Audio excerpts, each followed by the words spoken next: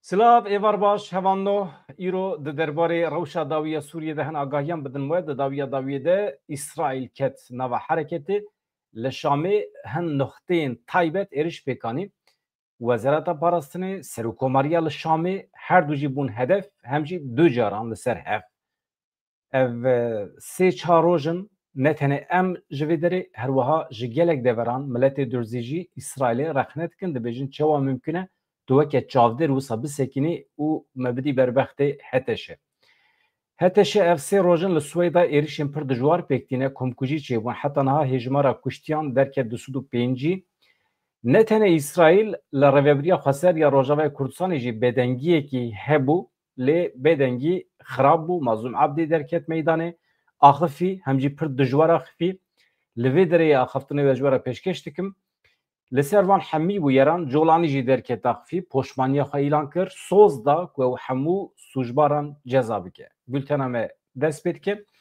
Vê êvarê ez naxwazim dirêj bikim ji ber ku vê êvarê îşev saet di 21 de ronî ruha wê merabe em ê meseleyan şîrove bikin. Niha îro ez anha ji we re bülten pêşkeş dikim çi biye çi nebiye kî êrişî kî kiriye encam çi ye saet di 21 de jî ez û hevalê xwe ronî riha ku tekîliya wî gelekî baş e bi derdorên rojheta navîn re bi taybetî her tiştê ku İsraîlê eleqedar dike ew ji nêz ve dişopîne. Agahiyên li ber dest wî ez pir merex dikim ka çi hene.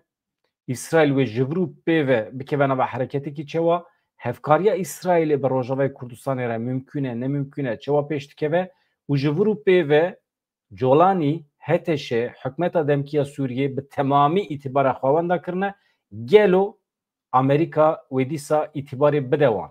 Gelo ew ê bi wan re bimeşe.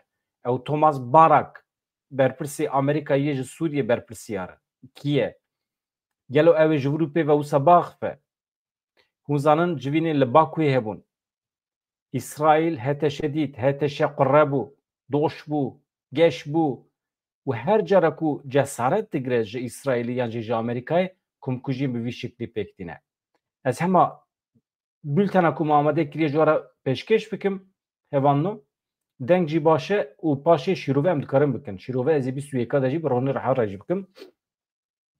Em pêşî cih bidin gotinên fermandarê giştî yê Qesedê Mazlûm Abdî ez vê rûpela xwe jî bînim dayînim ser ekranê baştir e ji bo hevalê me bizanim em basa çi dikin. Em basa meseleyên li Sûriyê dikin mesele ev e hevanno Mazlûm Abdî pir giran axifiye Colanî poşman bû lêborîn xwest İsraîlê li du deverên cuda ên stratejîk xist li Şamê ye. Hemî mesele jî êrişên li ser Swêda bû. Êrişên li ser Swêdayê çima çêbû ji ber ku Amerîkayê İsraîlê jî İsraîl jî sûcdar e pir rû dan Heteşê. Bi wan re civîn pêkanîn gotinên wan dan ser weriz ciddî girtin îtibar dan wan çi dibe encam wisa dibe. Daxuyaniya rêveberiya Şamê jî gelekî balkêş e ew daxuyaniya wan a lêborîn e kal bendê bin ez çi dibêjim ji we re. Fermandarê giştî yê Qesedê Mazlûm Abdî ragihand ku ji bo parastina sivîlan divê acîlen demil dest êrişên li Swêdayê werin rawestandin korîdorên ewle bêne vekirin alozî birêya diyalogê bêne çareserkirin. Li bajarê Swêdayê Sûriyê di navbera Durzî û eşîra bedewî ya Ereban û hêzên ewlehiyê yên Sûriyê de şerekî dijwar dihat meşandin ev sê rojin şer hê jî didome bi taybetî ew girtina rehîngirtina rûspiyên Durziyan ew birîna rûyê wan fotoğraf hene naxwazim nîşanê we bidim heqeten şerm dikim.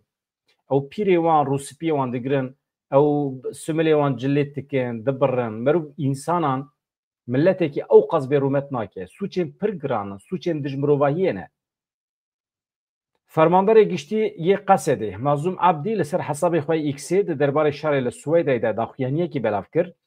Mazlûm Abdî dibêje ji xelkê me yê li Swêdayê bangawazî digihêjin berdestê me ji bo sivîlan divê korîdor ava bibe. Korîdorên bi ewlek û sivîl bikaribin tê re derbas bibin ya xwe bigînin Rojavayê Kurdistanê ya jî deverên cuda.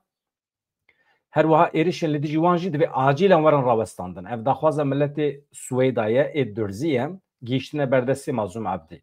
Ne tenê ji Durziyan ji Ereban jî gelek bank hene li Mazlûm Abdî dibêjin were me bi rêve bibe li gorî Rojavayê Kurdistanê. همی ملتین لسوریه نه داعشینه نه جولانیجینه همی نه شریعت خوازن مروین سکولر هنه مروین لایک هنه مروین حمد خدا به سوچ گناه هنه قط ایدئولوژی نخوازن هنه او همی جبو او پرگالا ایرو یا روجاوای کردستانش خواره وکه ایدئال دبینن دبیجه مظلوم عبدیج خلک میل سویدای بانگوازی دیگه هجه بردستمه کجبو سیویلان کوریدورین اوله ورن وکرن ایرشین لدیجیوان ورن راوستاندن مظلوم عبدی هر وها تقص کر کشتنا جنو زاروکان ایرشا لسر سمبولین اولی سوچکی لدیجی مرواییه و دوام کر آخفتنا خواه یعنی سر ایکسیه کشتنا جنو زاروکان و دستریجیا لسمبولین اولی سوچکی لدیجی مرواییه و پیوانین سوریایان بمپیدکه yani divê ev kiryarên dijminane demel dest werin rawestandin berpirsiyarên van sûçan werin ceza kirin piştî 14 salên şer êdî dema rawestandina xwînrijandinê ye Sûriye wê ne bi tolhildanê ne bi heyfê lê bi diyalogê bi aqil rabe serpiya Mazlûm Abdî bi van axaftinê xwe mîna serokkomarê Sûriyê de axife bila îbret bigirin numune bigirin pirsa xelkê me yê durzî pirseke niştimanî ye doza wan dozeke niştimanî ye çareseriya wê dozê jî divê destûra bingehîn de were pênasekirin çareserî de destûra bingehîn de ye rêya diyalogê esas e divê were pêkanîn Mazlûm Abdî dibêje niha li ser van daxuyaniyê wî ja bersiva Colanî heye Colanî ket nava hereketê em binêrin poşmaniya xwe çawa beyan dike ji ber ku ev axaftinên Mazlûm Abdî nîşanawiyekê ku di qadan lanetî de insanekî xwedî berpirsiyar dikare temamê Sûriyê maqûl mîna insana medenî bi rêve bibe li holê ye li rojava sêkîn ye dibêje Mazlûm Abdî were Şamê li dijî Şamê û Swêdayê êrişên hewayî pêkhatin artêşa İsraîlê li Şamê li Swêdayê cihên hikûmeta veguhêz ya Şamê dan bombebaran kirin İsraîlê bang li hikûmeta Şamê kir ji Swêdayê acîlen vekişe û bi vî awe İsraîlê piştgiriya xwe nîşanê civaka durzî da. İsraîlê carekî din li Şamê êrişî avahiya sererkaniya giştî ya artêşa Sûriyê kir yanê ciyê ku biryara şer lê têgirtin êrişî wê derê kir hem jî du cara li ser hev. Balafirê şer yên İsraîlê her wiha qesra serokatiyê ya Şamê jî ciyê ku Colanî rojane li wê derê ye ciyê ku biryaran digire yanê qesra serokkomariyê ew ciyê ku Esad malbata xwe bi salan tê daman bombebaran kir. Derdora wê derê yani avahî nehat bombekirin lêbelê avahiya fermandariya giştî ya Sûriyê hat bombekirin. Ev nûçe jî jaliya radyoya artêşa İsraîlê ve hat ragihandin. Li gorî ajansa nûçeyan ya Sûriyê Sana İsraîlê îro carekê din li Şamê daye ber bombeyan. Niha İsraîl amedekariya şerekî berfirehtir dike li Sûriyê em binêrin çi heye tê da. Dezgehên ragihandinê yên İsraîlê sazî wan, çapemeniya wan, televizyonê wan pir baş meselê dişopînin û didin. Ew jî daxwaz dikin ji Binyamin Netanyahu. Me jî ji xwe pirsî me got gelo Binyamin Netanyahu YouTube'a me godarî dike, rexnê me godarî dike ew qase ket nava xwe rexnê ama paşê em pê hesiyan ku Kurdî nizane li me godarî dike lê kes tune jê re wergerîne. Ji ber wî yekî ket nava hereketê li ser rexneyê me. Hûn bawer nakin ne? Di amedekariyê de balafirên bê mirov, balafirên şer, balafirên eskerî hatine amedekirin ji bo êrişê her wiha hêzeke li girê Golanê jî hatiye bicih kirin. Navenda çavdêriya mafê mirovan ya Sûriye sor diyar kir ku ji ber pevçûnê li Swêdayê ji 13 tîrmehê vir ve ev sê rojin nêzî 205 kesan jiyana xwe ji dest daye. Hemî jî bi gulebaranê hatine kuştin. Piraniya wan jî dirzûne. Ev li aliyekî em niha guh bidin daxuyaniya Colanî û niha li ser ekranê jî dibînin Colanî dibêje em poşmanin em lêborînê dixwazin doz didin her kesî ku em ê di derbarê van sûcbaran de doz vebikin. Lê problem çi ye? Çima kes bawerî pê nayîne? Ji ber ku li Laskiye, Tertus, li Peravê dema ku komkujî li dijî Elewiyan pêk hat Colanî eyn sozî da.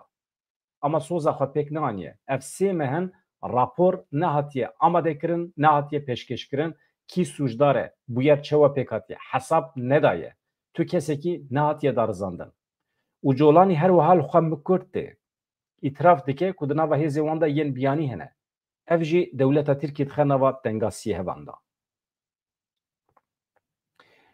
هوان نشکرم خورا جبیر نکن ام دیگه جن 20,000 abone ایشف همه زخته زوری بدن سر حمی هوالان جبو ببن abone ازانم نیوی و abone مننم بلشه ببن abone ام ایشف درخم 20,000 هندک ما یا پنسل شست هوالی دیجی ببن abone تمام ایشف هوان نو جبیر نکن ساعت نهادا ها سبیجی ساعت 21 ده مجاره کی پر مهم هیا کای واری بلا رونی اشکره بکن مسئله کی مهمه ام برنامه کی تایبت چیتکن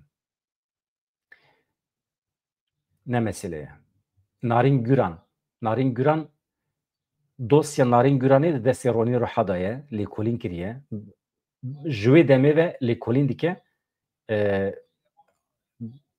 encamın balkeş hene jmalbata Güran ve kese gitevli be az basası be var etkim. İşev roni bla bxa eşkere bike. Başı kayam nahaci bidin daxyaniya jolani çid beje. Poşmaniya xwa çewa beyan dike. Hükümeta ve Guheza Suriye bimpekirini li Swêdayê qebûl kir bûyer wekî tevgerên sûç û derqanûnî binav kir di tu şert û mercan da dibêje em vê yekî nikarin qebûl bikin em jî qebûl nakin ev sûç e dibêje colanî her wiha sozda ku hemû kesên berpirsiyar wê werin mehkeme kirin darizandin di daxuyaniyekê fermî de ku hate gotin fermandariyê bi dilgiranî bi xemgînî bûyerên dawî yên li Swêdayê şopandiye îdia kir ku bimpekirinên bi vî rengî ne ji prensîbên dewleta Sûriyê ne. Daxuyaniyê bi tundî sûç û kiryarên ku li Swêdayê qewmîne şermezar kirin. Soz da ew ê lêpirsîn bide dest pê kirin li ser hemû bûyeran. Hikûmeta Veguhêza Sûriyê baweyekî eşkere mikur hat. Çekdarên biyanî û ne Sûriyeyî di nava hêzê wan de hene ên ku êriş pêkanîne li Swêdayê. Ev helwesta fermî piştî wê yekê tê ku raporên mafê mirovan û yên meydanî hêzên hikûmeta Veguhêza Sûriyê bimpêkirinên ciddî li Swêdayê tamambar dikin, sûcbar dikin. Di demekî wisa de hatiye ku ev daxuyanî bangên heremî û navnetewî ji bo lêpirsîneke zelal û hesabpirsîneke berfireh hewce ye. Yani bang lê têkirin lêpirsîn de dest pêkirin. Ev jî tam bersiva van bangan e. Komîteya Lêkolîna a Rastiyan ku ji aliyê hikûmeta Veguhêza Sûriyê ve hatiye da mezrandin bala xwe bidine komîteyekî taybet hatibû da mezrandin ji aliyê Colanî û hikûmeta Demkî ya Sûriyê ve ji bo lêkolînkirina bûyerên li Lasqê û Tertûsê ew komkujiya li ser Elewiyan. Lê biryar bû ku rapora xwe a komkujiyan di nava sê meha de eşkere bike. Sê me derbas bûn wey nêzê çar mehan dibe ev rapor nehatiye eşkere kirin hê jî ne amade ye. Ev jî bûyerekê li holê ye. Niha hûn daxuyaniya Colanî çawa dibînin? Dibêje em poşmanin mekir hûn nekir em ê van sûcdaran ceza bikin ê ku ev sûç pêkanîne ne tenê endamê me ne hêzên biyanî ne di nava me de cihî dikirin hêzên biyanî qestewî çeteyên dewleta Tirkiye ne. Hevan û niha pêvajoyek ku li Tirkiye heye ev meseleya Colanî êrişê Sûriyê helwesta Qesedê gelekî balkêş e. Divê naberê de ji we re bêjim min gava din telefonê Rojavayê Kurdistanê kir rayedarên Rojavayî helwesta we çi ye hûn pê çi ne çima bêdengiya we heye tiştekî gotin em li bendê ne ku Ehmed Şara Colanî daxuyaniyekî bide piştî wê daxuyanî em helwesta xwe eşkere bikin. Niha piştî vê daxuyaniya Mazlûm Ebdî Colanî jî nêrîna xwe eşkere kir wê demê niha rêveberiya Xweser xwe amade dike beyanateke nû bide raya giştî ka ew ê bikeve nava helwestekî çawa. Dibe ku weke hêzên mudaxale biçin Swêda dibe ku korîdorekî vekin hêzên Durzû hêzên Kurd û Erebên Rojavayê Kurdistanê wê bibin yek. İhtimalekî wisa heye.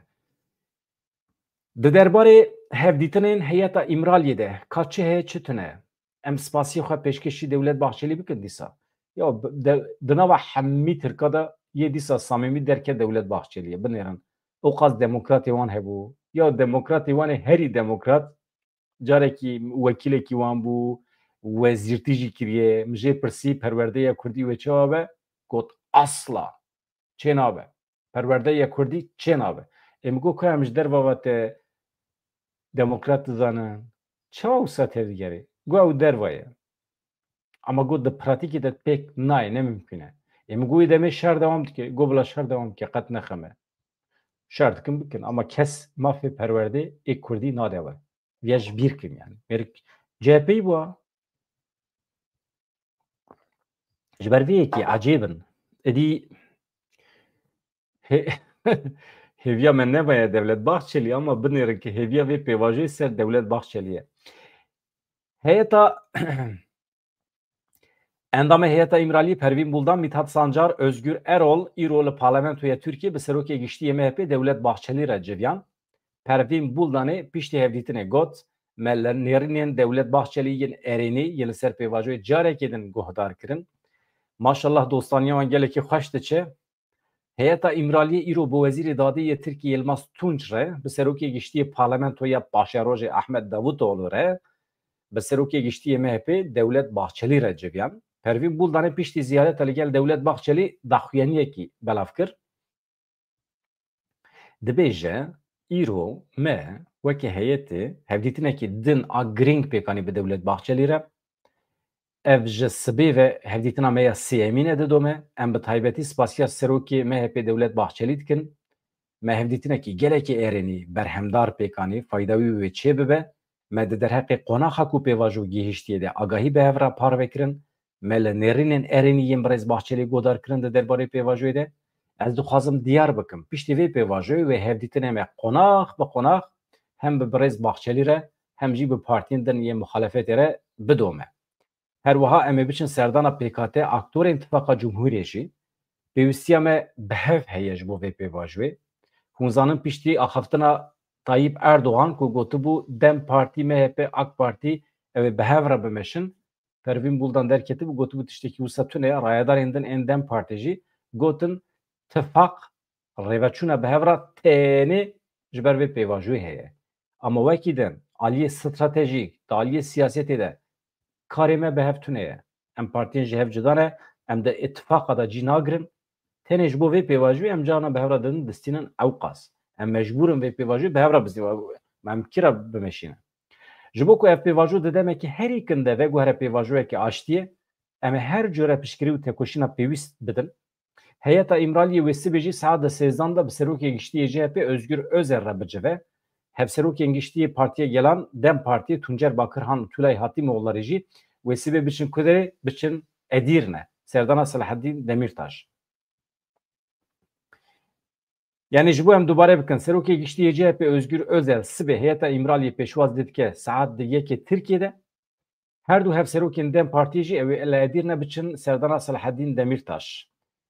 Bakırhan û Hatîmoğulları her wiha li girtîgeha Kandırayê jî bi hevseroka berê a HDP Figen Yüksekdağ û parlamenter Semra Güzelê re jî civîn pêkanîn. Îroyê kengê diçin ka ez binêrim bi hev re ez bar dikim li girtîgehê Kandırayê na ne îroyê ew ê sibê biçin. Yani jî rojên din firq nake yani sibê serdana Selaheddîn Demirtaş e. Li gorî roj nûsê temaşevanên hêja ev mesela êrişa dronî heye ez wî jî ji we re pêşkêş bikim hûn zanin li Hewlêrê êriş pêk hat li ser kanên petrolê li Amediyê pêk hat rojekî piştre vê serê sibê li Zaxo pêk hat dîsa li derdora Duhokê niha jî li Kerkûkê binêrin êrişên dronî pêk tên li ser kanên petrolê ew ciyên ku petrol tê parzûnkirin rafînerî. Beriya demekî kin li nêzîkî bîra neftê ya Bay Hesen a li sînorê bajarê Kerkûkê dronekî ket xwarê. Hêjayê gotinê ku piştî şerê İsraîl û Îranê êrişên bi dronan ên li ser herêmên federal yên Başûrê Kurdistanê dest pê kirine. Niha jî hedefgirtina bîrên petrolê û hedefgirtina balafirgehan serî hildaye daye berxwe diçe ev peyamek e ev mesajeke nû ye bo hêza aboriya herêmê. Kîvan êrişan pêk bîne dewleta Tirk ve dewleta Îranê ve em dibînin ku di hedefê de aboriya Başûrê Kurdistanê heye. Vê danê sibê jî manî bîrewe bi 4 dronan hejmarekê bîrên neftê ên li sînorê îdareya serbixweya Zaxoyê hatin hedefgirtin hatta ha tu ali tu komeki berpirsiyariya van êrişa negirtiye serxwe êrişên destpêkê yên li Kerkûkê û her wayê li Silêmaniyê em zanin ji Îranê guman hate kirin lê ez dibêjim tiliya dewleta Tirkiye jî têde heye ez dewleta Tirkiye tu cara bawer nabim ev meseleyên li Sûriyê dewleta Tirkiye de dixe min qet behsa helbesta dewleta Tirkiye nekirine mesela Swêdeyê de mesela Colanî derketiye lêborîn dixwaze efû dixwaze dibêje me sûç kiriye dewleta Tirkiye dibêje hêzên hikûmeta Şamê ji bo ewlekariyê bi cih bikin çûne Swêdayê ew qasab bêterbiyetî dibe hevan nojbîr nekin saet di 21 de ez û hevalê me ronî ruha hemî van mijaran em ê nîqaş bikin analîz bikin xatir ji we dixwazim bi hêviya rojên xweş û azad dibêjim peyamê we jî ez lê binêrim paşê lê binêrim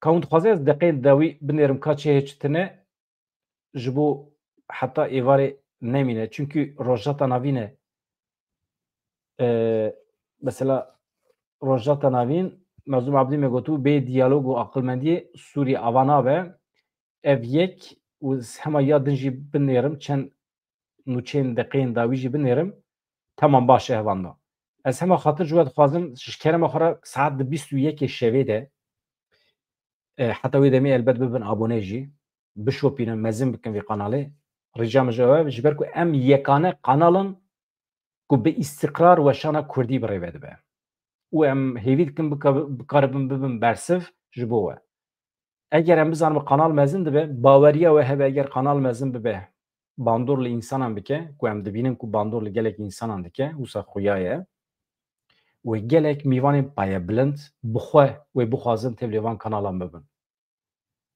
em kêfxweşin ku bikarin bibin deriyekî wisa ji bo xizmetê xatirê we dem baş